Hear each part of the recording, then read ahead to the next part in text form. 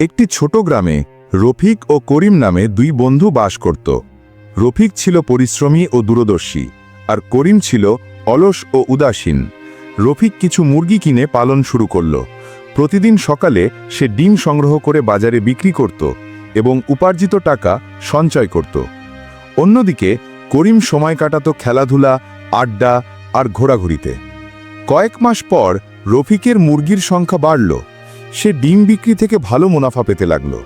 জমানো টাকা দিয়ে রফিক আরও মুরগি কিনল এবং 1 বছরের মধ্যে একটি ছোট দোকান খুলে ফেলল।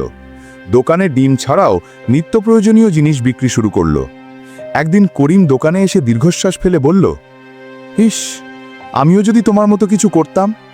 রফিক মৃদু হেসে বলল, বন্ধু, স্বপ্ন দেখা সহজ, কিন্তু সেই স্বপ্ন পূরণে পরিশ্রম করাই আসল।